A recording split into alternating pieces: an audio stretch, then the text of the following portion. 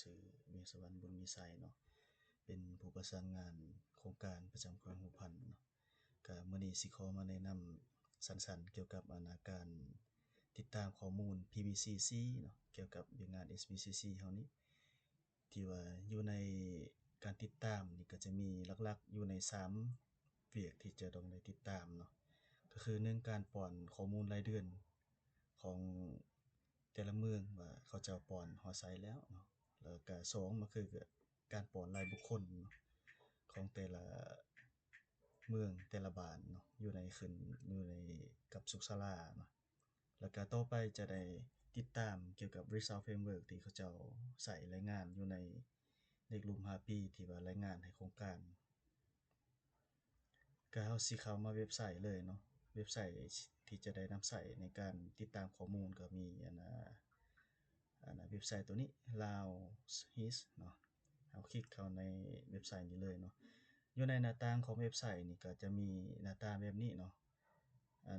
ถ้าแม่นเราต้องได้คลิกเข้าสู่ระบบก่อนแต่ว่าจุดดีของการหน้าต่างตัวนี้มันจะมีเบอร์ติดต่อของทีมงานศูนย์กลางที่ว่าคอยแก้ไขปัญหาต่างๆเนาะที่ว่าสามารถติดต่อเขาเจ้าได้เนาะเราจะคลิกเข้ามาอยู่ในระบบตัวนี้เลยเนาะสำหรับตัวนี้จะเป็นหน้าต่างของเว็บไซต์เราเนาะที่ว่าใช้ในการติดตามข้อมูลของ PBCC นี้ก่อนที่ว่าเราเข้ามาในระบบแล้วเนาะเราจะได้คลิกล้างเบราว์เซอร์มันก่อนเนาะล้างข้อมูลอยู่ในเบราว์เซอร์มันก่อนโอเคภายหลังจากที่ว่าเราล้างข้อมูลอยู่ในเบราว์เซอร์แล้วเนาะเราอยากติดตามข้อมูลว่ามันมีความคืบหน้าแนวใดแต่ละบ้านที่ว่าเขาเจ้าป้อนบ่หรือว่าบ่ป้อนเนาะแล้วอยากรู้ว่าอยู่บ้านใดของเมืองใดอยู่ในสุขศาลาใดที่ว่าเขาเจ้าบ่ป้อนเราก็สามารถรู้ได้เนาะตัวทำอิฐนี่จะแม่นข่าวตัวนี้เนาะตัวรายงานตัวบทรายงานที่ว่าเขาเจ้านำใช้ในการรายงานฐานข้อมูลเนาะเข้ามาตัวบทรายงานแบบมาตรฐานนี้เนาะให้บรรทัดฐานเลื่อนลงมาเนาะเลื่อนลงมาจะเห็นตัวนี้เนาะ PBCC Village Level นี่เนาะ SBC Activity ในการรายงานข้อมูลกิจกรรมต่างๆอยู่ในคันบานเนาะให้บรรทัดฐานคลิกเข้ามาเนาะคลิกเข้ามาเราก็เลือกอยู่ในแขวงที่ว่าเรารับผิดชอบเนาะอยู่ในแขวงหัวพันเนาะแล้วก็คลิกสร้างบทรายงานขึ้นมามันจะเข้าหน้าต่างตัวนี้เนาะให้บรรทัดฐานติดตามข้อมูลล่าสุดก็คือ2024เนาะตัวนี้แล้วก็เอาบทรายงาน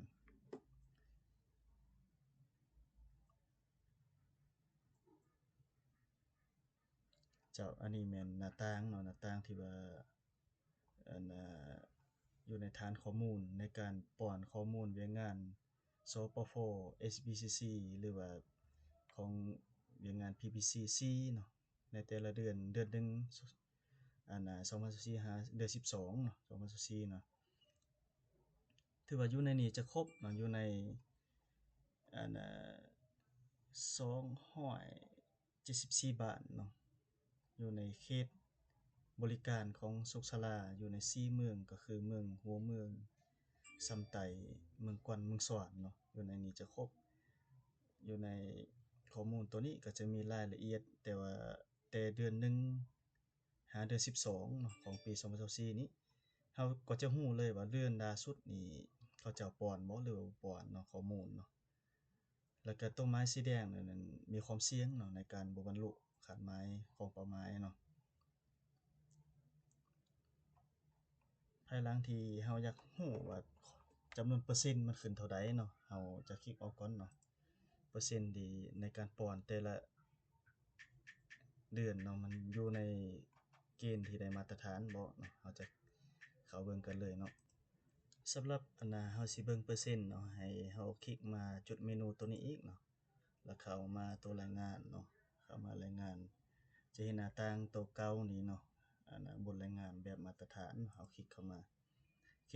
แล้วเราเลื่อนลงมาเนาะจะเห็นDLIG Reporting Tracking SBCC Activity เนาะให้บรรทัดฐานคลิกเข้ามานี่เนาะคลิกเข้ามาเราก็เลือกแขวงที่ว่าเรารับผิดชอบหัวพันก็สร้างบทรายงานเลยเนาะ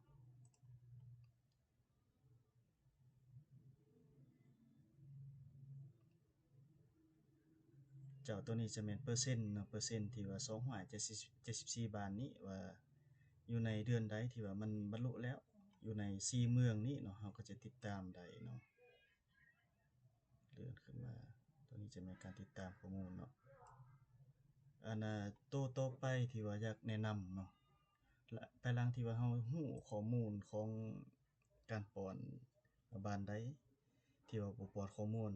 แต่แต่เดือนใดฮอดเดือนใดเนาะเราก็สามารถเบิ่งได้เนาะให้บรรดาลคลิกเข้ามาในจุดเมนูตัวนี้อีกเนาะแล้วก็คลิกเข้ามาในบทรายงานเหตุการณ์ต่างๆนี้เนาะตัวนี้จะแสดงข้อมูลรายละเอียดครบถ้วนว่าบ้านใดบ่ป้อนแต่เดือนใดฮอดเดือนใดแล้วก็บ้านใดบ้านนั้นขึ้นกับสุขศาลาใดขึ้นกับเมืองใดเราก็สามารถเฮ็ดได้เนาะเข้ามาในหน้าต่างตัวนี้เราก็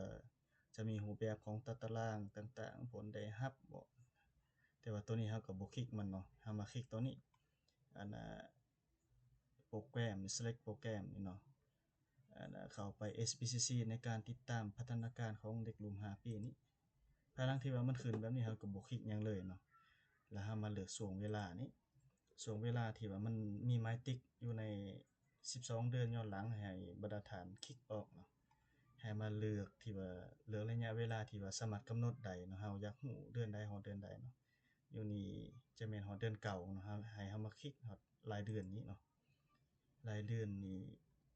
ภายหลังคลิกรายเดือนแล้วเราก็จะมาคลิกเอาเนาะแต่เดือน1หาเดือนเก่าที่ว่าจะได้ติดตามข้อมูลกันเนาะ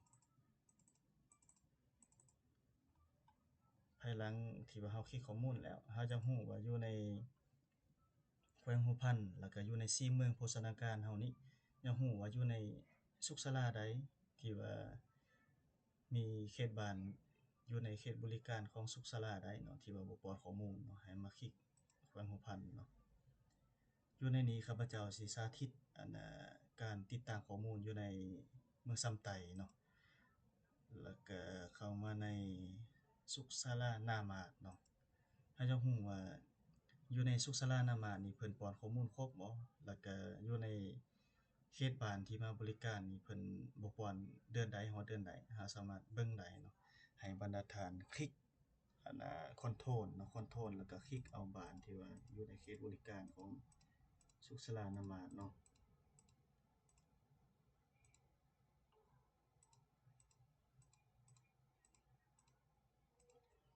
ภายหลังที่คลิกอันบ้านที่ว่ามาอยู่ในเขตบ้านที่ว่ามาบริการอยู่ในสุขศาลาหน้ามาดนี้แล้วเนาะให้บรรดาฐานคลิกปรับปรุงเนาะปรับปรุงเราจะเห็นหน้าต่างตัวนี้แต่ว่าในการจัดเรียงข้อมูลตัวนี้อยากให้มันเป็นระเบียบเนาะระเบียบขึ้นเติมให้เขาตัวนี้การจัดการรูปแบบแล้วก็คลิกใส่อันorganization unit เนี่ยลากลงมาเนาะลากลงมาอยู่ในมิติของแถวนี้เนาะหลังจากนั้นก็ปรับปรุงเราจะ ภายหลังที่ว่าปรุงแล้วเราจะเห็นเนาะที่ว่าหน้าต่างที่ว่ามันโชว์ขึ้นเนาะอยู่ในบ้านที่ว่ามาเฮ็ดมาบริการอยู่ในสุขศาลาอนามาตนี้เนาะมี1 2 3 4 5 6 7 8 9 10กว่าบ้านเนาะตั้งแต่เดือน1หาเดือนเก่า2024เนาะจะเห็นข้อมูลว่ามันขาดหายหลายสมควรเนาะภายหลังที่ว่าตัวนี้แล้วเนาะเราอยากรู้ข้อมูลที่ว่าเขาเจ้านำใช้ไปรายงานอยู่ในฐานข้อมูล ของโครงการเนาะที่ว่าเพิ่นนำใช้อยู่ในข้อมูลของเด็กหลุม2ปีเนาะที่ว่าเพิ่นรายงานอยู่ใน Result Framework ของแบบฟอร์ม2.1ของโครงการเนาะที่ว่าเพิ่นใช้นำใช้ตัวนี้เข้าในการรายงานผลที่ว่าการจัดตั้งปฏิบัติของเรานี่ก็คือ PPCC เนาะ SPCC นี่เราจะเบิ่งแนวใดเนาะเรามาคลิกเข้าตัวนี้SPCCU หาแล้วก็ with goal monitoring of touristic นี่เนาะเราจะคลิกเข้ามาเนาะภายหลังที่ว่าเราเห็นตัวmaintain result framework POD 2.1นี่แล้วเนาะเราก็คลิกใส่จุด3จุดนี้เนาะจุด3จุดนี่คลิกเข้าใส่ open data visual app นี่เนาะเราจะเห็นข้อมูลที่ว่า12เมืองที่ว่าเขาเจ้าเมืองโภชนาการอยู่ใน4แขวงที่ว่าเขาเจ้าใช้ในการรายงานข้อมูลอยู่ในฐานข้อมูลถือว่าข้อมูลนี้ก็แม่นข้อมูลของเพิ่นนะเราก็บ่ปรับปรุงหยังหลายเนาะเราก็คลิกออกแล้วก็ช่วงเวลานี่ว่ามันเหมาะสมแล้วบ่เนาะเราอยากติดตามของเดือนใดเราก็คลิกใส่เนาะ ระยะที่กำหนดได้เนาะเฮาคลิกใส่รายเดือนแล้วก็อยู่ในปี2024เนาะแต่เดือน1หาเดือนเก่าเนาะ